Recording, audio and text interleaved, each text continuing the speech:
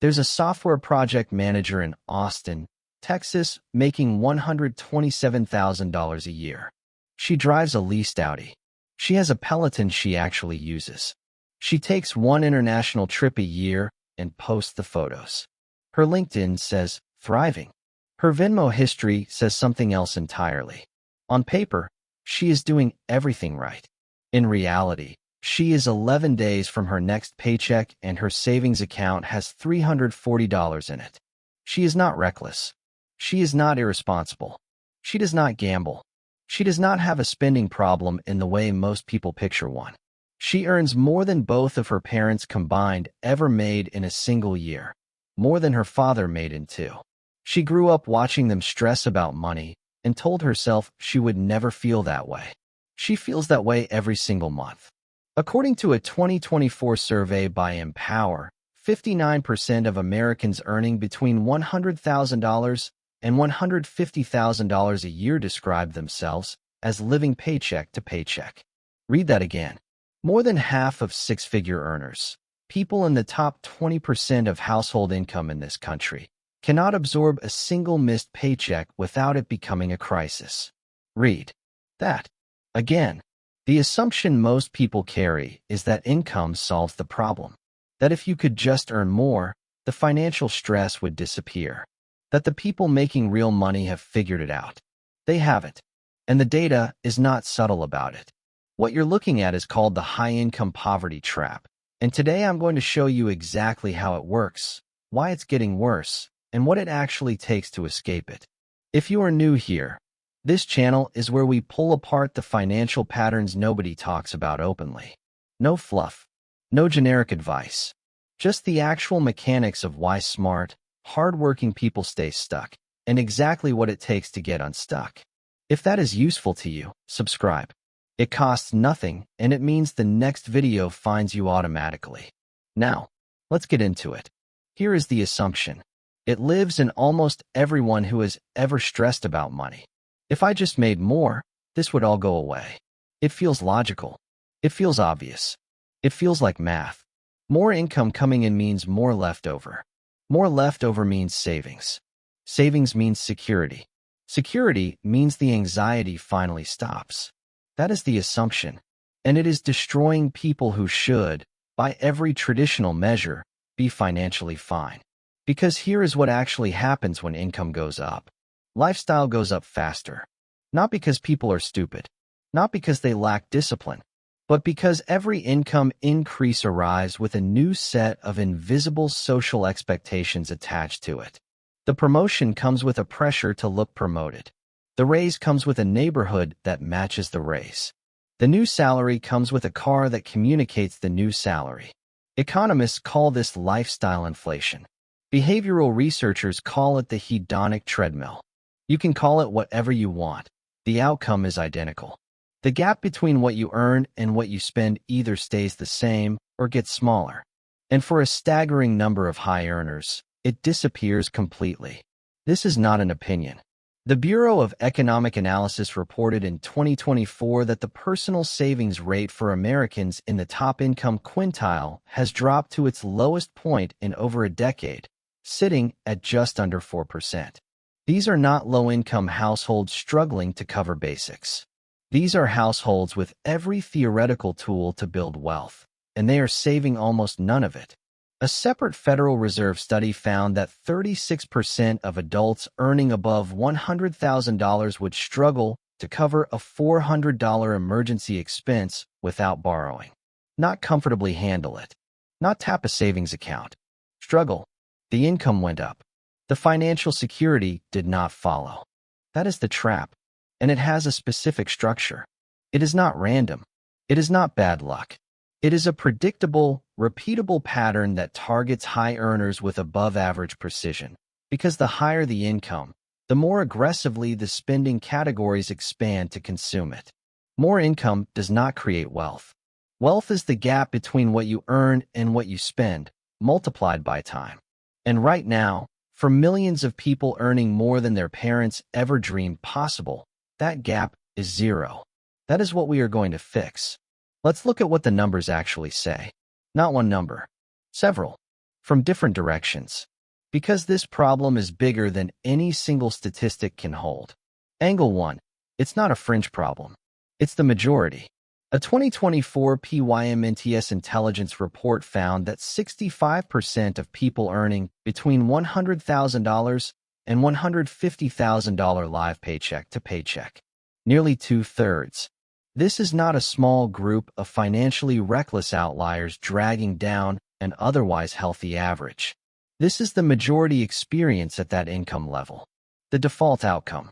The thing that happens when you earn well and do nothing deliberately different. Angle 2.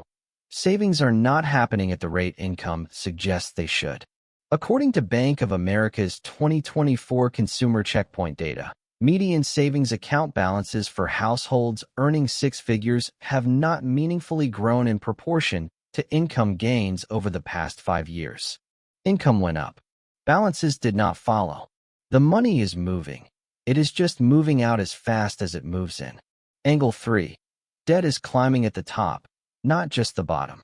The Federal Reserve's 2024 household debt and credit report showed that credit card balances among high-income households grew at a faster rate than any other income segment between 2022 and 2024. High earners are not just spending their income. They are spending beyond it. The credit card is filling the gap that the salary was supposed to eliminate. Angle 4. The retirement picture is quietly catastrophic. A 2024 Goldman Sachs retirement survey found that 41% of workers earning above $100,000 say they are not on track to retire with enough to maintain their current lifestyle. Not the lifestyle they dream about, the one they already have. Almost half of high earners cannot afford their own present on a future income. Angle 5. The stress did not go away. It just got more expensive. A 2023 American Psychological Association Stress in America report found that money remains the #1 source of stress for Americans regardless of income level. The anxiety that was supposed to disappear at $80,000, then $100,000, then $120,000. It is still there. It simply moved into a larger house and drives a better car. 5 different data sources. 5 completely different angles. 1 identical conclusion. Income alone does not build financial security. And the gap between what people earn and what they actually keep is wider than almost anyone wants to admit. So if high earners are struggling this badly, who is actually building wealth? The research on actual millionaires tells a completely different story. In the landmark study, The Millionaire Next Door, researchers Thomas Stanley and William Danko spent decades studying the accumulation habits of America's wealthiest households. What they found demolished every assumption the culture holds about what wealthy people look like, spend like, and earn like. The majority of millionaires in America are not high-income earners living in expensive homes with luxury vehicles in the driveway. They are moderate to high earners living in modest homes, driving used cars, and systematically investing the gap between what they earn and what they choose to spend. Stanley and Danko created 2 categories to describe what they found: PAW and UAW. A PAW is a prodigious accumulator of wealth. Their net worth significantly exceeds what would be expected for their income and age. They live below their means. They invest consistently. They are largely invisible because wealth, real wealth, does not announce itself. A UAW is an under-accumulator of wealth. Their net worth is significantly lower than what their income should have produced by now. They look wealthy. They signal wealth through consumption, but they own very little of what surrounds them. The car is leased. The house is mortgaged to its limit. The lifestyle is financed. Here is what makes this framework land so hard. Most UAWs earn genuinely good incomes. This is not a story about people who never had a chance. This is a story about people who had every financial tool available and spent it on looking like they were using those tools. Stanley and Danko found that UAWs typically spend significantly more per year on clothing, cars, and status items than PAWs at identical income levels. The spending is not random. It is socially driven. It is the cost of performing financial success rather than building it. The project manager in Austin making $127,000 a year is a UAW. She is not failing because she earns too little. She is failing because every dollar of income growth has been immediately absorbed by a lifestyle designed to signal that the income growth happened. The PAW at the same income level is invisible on Instagram, unremarkable at dinner parties, and completely unbothered by what their paycheck looks like 11 days from now. Same income, completely different financial reality. The difference is not luck. It is not talent. It is a set of specific, repeatable decisions, starting with understanding exactly where the money actually goes. Here is what I find most important about everything we have covered so far.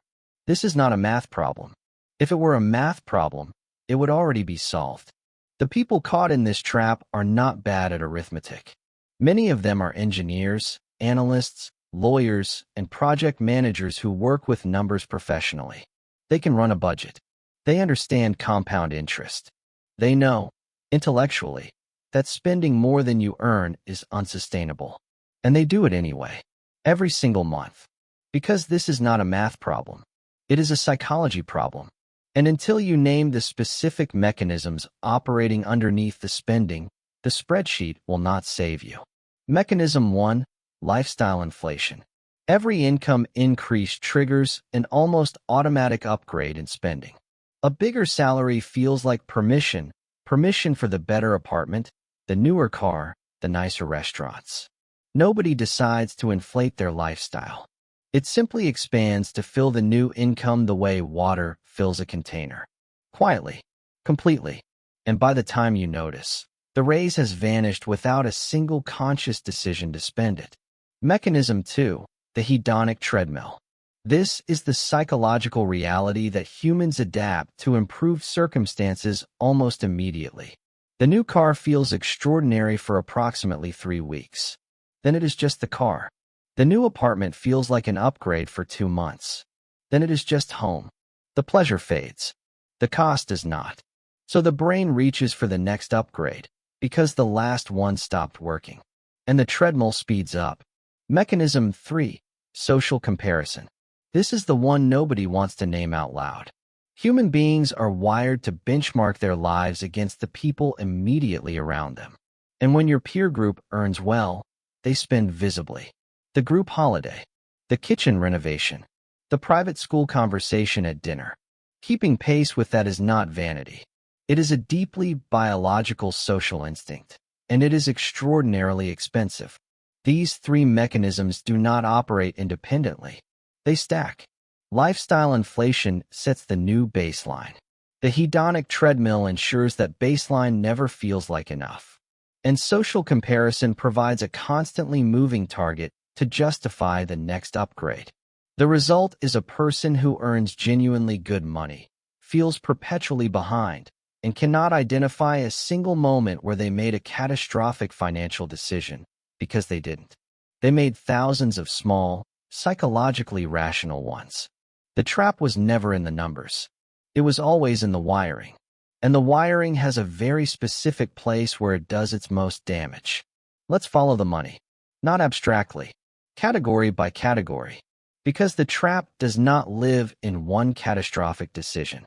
It lives in the accumulation of individually justifiable ones.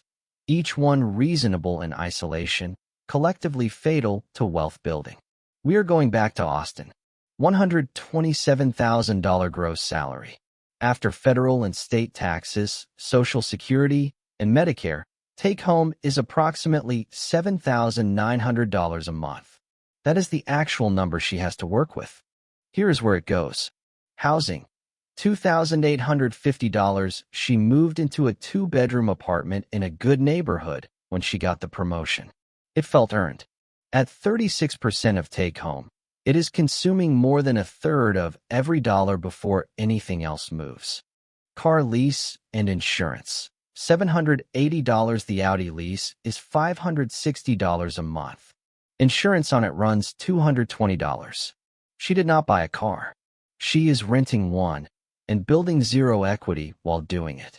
Subscriptions and recurring services. $430 Netflix. Spotify, Peloton membership, Hulu, LinkedIn Premium, cloud storage, a meal kit service she uses twice a week. Individually, none of these feel significant. Combined, they are a $430 fixed monthly exit that she has stopped noticing. Food, dining and groceries. $1,100 groceries run approximately $400. The remaining $700 is restaurants, coffee, and the kind of casual dining that happens when your peer group socializes over dinner by default. Travel and experiences. $600 monthly average, one international trip a year plus several long weekends, averaged across 12 months. Each trip felt like a reward for working hard. Together, they consume $7,200 annually. Clothing and personal. $380. A professional environment with visible peers has a visible dress code. Not extravagant, just consistent. Debt minimum payments. $520 student loans and a credit card balance that has never quite reached zero. Total fixed and semi-fixed monthly expenditure. $6,660. That leaves $1,240. Out of $1,240, she contributes $400 to her 401k to get the employer match, which leaves $840 a month as her actual financial cushion for emergencies, for savings, for anything unexpected. One car repair, one medical bill, one slow month, and that cushion is gone. This is the fixed cost trap. It is not the big purchases that break high earners. It is the accumulation of permanently recurring costs that quietly consume the income as it arrives. Each one justified, none of them optional feeling. All of them negotiated upward during moments of financial optimism that the monthly reality cannot sustain. The money is not missing. It has just already been promised to a lifestyle that was built for a future that has not arrived yet. Let's run the numbers. Not estimates, not approximations. The actual compound math of what this trap costs over 20 years. 2 people, same income, same starting age of 32. Same $127,000 salary. Same employer 401k match. One is a UAW. One is a PAW. The only difference is the gap they protect between what they earn and what they spend. Scenario A. The UAW. $840 monthly surplus for $100 invested. This is our project manager in Austin. After fixed costs consume $6,660. She has $840 remaining. She contributes $400 to her 401k to capture the employer match and spends the rest managing shortfalls, covering small emergencies, and absorbing the occasional month where the numbers do not work. Total monthly invested, $400. Annual investment, $4,800. Over 20 years at a 7% average annual market return. That $4,800 per year compounds to approximately $247,000. That is her 20-year wealth position if nothing changes. Scenario B. The PAW, same income, different gap. Same $127,000 salary. Same take-home of $7,900. But this person made different decisions at the lifestyle inflation moments. Kept the apartment modest. Bought a used car outright. Let subscriptions stay lean. The fixed cost structure sits at $5,200 a month instead of $6,660. That single structural difference produces a monthly surplus of $2,700 instead of $840. They invest $2,000 of that monthly, consistently, without interruption. Total monthly invested, $2,000. Annual investment, $24,000. Over 20 years at the same 7% average annual market return. That $24,000 per year compounds to approximately $1,040,000. Same income, same market, same 20 years. The delta, $793,000. Nearly $800,000, separated entirely by lifestyle decisions made during moments of income growth. Not by talent, not by luck, not by inheritance, by the choice of what to do when the salary went up. And here is what makes that number genuinely brutal. The UAW did not feel like she was making the wrong choice at any single moment. The apartment felt earned. The car felt reasonable. Each subscription felt minor. Each dinner felt normal. The $793,000 was not lost in one decision. It was lost in thousands of decisions that each felt completely justified. Compounding does not care about justifications. It only counts what was actually invested. The PAW understood something the UAW did not. The goal was never to look like money was accumulating. The goal was to actually accumulate it. Those are not the same thing. And the math proves it with devastating precision. Here is the part where most finance content lies to you. It tells you the escape is simple. Automate your savings. Cut your subscriptions. Make your coffee at home. Follow these 5 easy steps, and the trap dissolves. That is not what I am going to tell you. The escape is real, but it requires something most financial advice is too polite to ask for: uncomfortable choices. Deliberate ones. Made at exactly the moments when the culture, your peer group, and your own psychology are all pushing you in the opposite direction. Here is what the escape actually looks like. First, you audit the fixed cost structure before the next income increase arrives. Not after. Before. Because the moment the raise lands, the lifestyle pressure activates immediately. The window to widen the gap is the 3 weeks before the new salary hits your account. That is when the decision gets made, even if it feels like no decision is being made at all. Second, you define a savings rate before you define a lifestyle. Not whatever is left over. A predetermined percentage that moves automatically on payday before the remainder gets allocated to anything else. Pause. Do not save what remains. They spend what remains after saving. That sequencing is everything. Third, you make one uncomfortable social decision. Not 20. 1. The holiday you do not join. The restaurant tier you quietly step down from. The lease you do not upgrade. The discomfort is temporary. The compounding effect of that single decision, repeated across 20 years, is $793,000. Fourth, you stop performing the income and start owning it. This is the hardest one, because the performance is not vanity. It is deeply social, deeply human, and deeply expensive. Owning the income means accepting that your peer group may not see the wealth you are building. It is, by design, invisible. That is the point. None of these steps are complicated. All of them are uncomfortable. And that discomfort is precisely why the trap is so effective, because the path out requires swimming against every current that feels natural at this income level. So here's the only question that actually matters. The project manager in Austin is 32 years old. She has 20 years ahead of her to close a $793,000 gap, or open one. Every month, she stays on autopilot is a vote for the life that happens to her. Every uncomfortable choice is a vote for the life she actually intended. Which one is she choosing? More importantly, which one are you?